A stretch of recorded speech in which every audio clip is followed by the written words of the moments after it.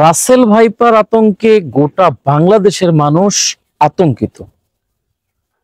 প্রচন্ড ভয় পাচ্ছি আমরা রাসেল ভাইপার নামক একটি সাপকে।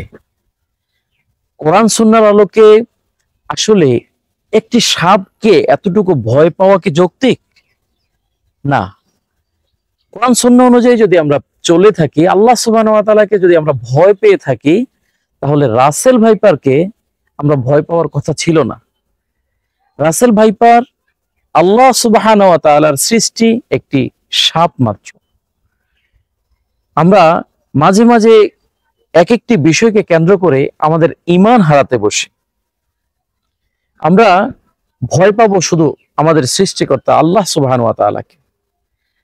আমরা কখনোই আল্লাহ সুবহানাহু ওয়া তাআলার কোন সৃষ্টিকে ভয় পেতে পারি না। আল্লাহ সুবহানাহু ওয়া তাআলা সাপ সৃষ্টি করেছেন। রাসেল ভাইপার হতে পারে অনেক বিষাক্ত একটি সাপ। যখনই আমরা ভয় পাবো তখনই আমরা মনে মনে একটি কাজ করব, সেটি হচ্ছে মনে মনে একটি নিয়ত করব যে আল্লাহু মাআনা। রাসূলুল্লাহ সাল্লাল্লাহু আলাইহি ওয়াসাল্লাম যখন কুফারদের দ্বারা আক্রান্ত মক্কা থেকে মদিনায় সফর করবেন, সে মক্কা থেকে মদিনা সফরের সময় একটি গুহাতে অবস্থান করেছিলেন। এই গুহায় আবু বকর সিদ্দিক রাদিয়াল্লাহু তাআলা আনহু ছিলেন। এই গুহায় আবু বকর সিদ্দিক রাদিয়াল্লাহু তাআলা আনহু এবং রাসূলুল্লাহ সাল্লাল্লাহু আলাইহি সাল্লাম অবস্থান করছিলেন। আবু বকর সিদ্দিক রাদিয়াল্লাহু তাআলা ভয় পেয়েছিলেন।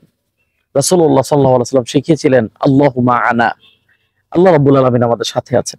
যে কোনো বিপদে, যে কোনো কিছুতে আমরা আল্লাহ সুবহানাহু ওয়া তাআলাকে স্মরণ করব। আল্লাহ সুবহানাহু ওয়া তাআলা অবশ্যই আমাদের সহযোগিতা করবেন। রাসেল ভাইপারের জন্য আমরা আতঙ্কিত না হয়ে আল্লাহর কাছে দোয়া করতে পারি। যে কোনো বিষাক্ত কিছু থেকে বাঁচার জন্য আল্লাহ সুবহানাহু ওয়া তাআলার কাছে আমরা আশ্রয় প্রার্থনা করতে পারি। আর সেই আশ্রয় প্রার্থনার দোয়াটি হচ্ছে আউযু বিকালিমাতিল্লাহি তাম্মা মিন শাররি মা খালাক। আমরা এই দোয়া মাগরিবের নামাজের পর রাসূলুল্লাহ সাল্লাল্লাহু আলাইহি সাল্লাম সবসময় পড়তেন, আমরাও পড়ব। এবং প্রত্যহ 3 বার, 3টি টাইমে, সকাল, দুপুর এবং রাত 3টি টাইমে আমরা এই দোয়াটি পড়ব, আউযু বিকালিমাতিল্লাহি তাম্মা মিন শাররি মা খালাক। রাসেল ভাইপারের বিষয়ে আমাদের কিছু সতর্কতা। 1 নম্বর হচ্ছে আমরা আল্লাহর উপর তাওয়াক্কুল করব। আমরা সব সময় আল্লাহু মাআনা, আল্লাহ আমাদের সাথে আছেন, এই বিশ্বাসটি আমাদের মনে রাখবো। আমরা মনে রাখবো যে আল্লাহ সুবহানাহু ওয়া তাআলা আমাদের জীবন দিয়েছেন, মৃত্যু একমাত্র তিনিই দিতে পারেন। আমাদের মৃত্যু যেভাবে অবধারিত রয়েছে ঠিক সেভাবে আমাদের মৃত্যু হবে। আমরা রাসেল ভাইপারের বিষয়ে কিছু সাবধানতা অবলম্বন করতে হবে। সেটি হচ্ছে আমরা যখন পথে ঘাটে চলাচল করব, বিশেষ করে যেখানে বিভিন্ন ধরনের গাছপালা বা অন্যান্য বিষয়গুলো রয়েছে, যেখানে রাসেল ভাইপার আসতে পারে, পানীয়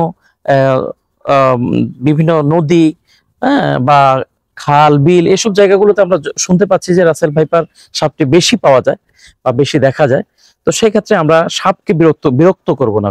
আমরা একটি বিষয় জানি যে সাপকে বিরক্ত করা ছাড়া সাপ কখনো ছোবল দেয় না। তো সেক্ষেত্রে আমরা সাপকে যেন বিরক্ত না করি। আমাদের যদি কৃষি কাজে করতে হয়, আমরা ধান খেতে যেতে হয়, সেক্ষেত্রে আমরা আগেই সতর্কতা অবলম্বন করব এবং সাপকে কিভাবে এখান থেকে তাড়িয়ে দেয়া যায় বা যেখানে সাপ থাকতে পারে সেখানে আমরা আমাদের সর্বোচ্চ সতর্কতা অবলম্বন করে হাঁটবো। রাস্তাঘাটে চলার সময় রাতের বেলায় টর্চ লাইট ব্যবহার করব এবং সর্বোপরি আমরা আমাদের মন থেকে আমাদের ভয়গুলোকে বাদ দিতে হবে। মন থেকে যখন আমাদের ভয়কে দূর করে দেব, আল্লাহ সুবহানাহু ওয়া তাআলা আমাদের সাথে আছেন, মৃত্যু আমার যেভাবে লেখা আছে সেভাবেই হবে, এই বিষয়গুলো সাথে রেখে আউযু বিকালিমাতিল্লাহি তাম্মা মিন শাররি মা খালাক এই দোয়াটি পড়ে আমরা চলাচল করলে ইনশাআল্লাহ আল্লাহ সুবহানাহু ওয়া তাআলা আমাদেরকে রাসেল ভাইপার এই সাপের হাত থেকে আমাদের রক্ষা করবেন।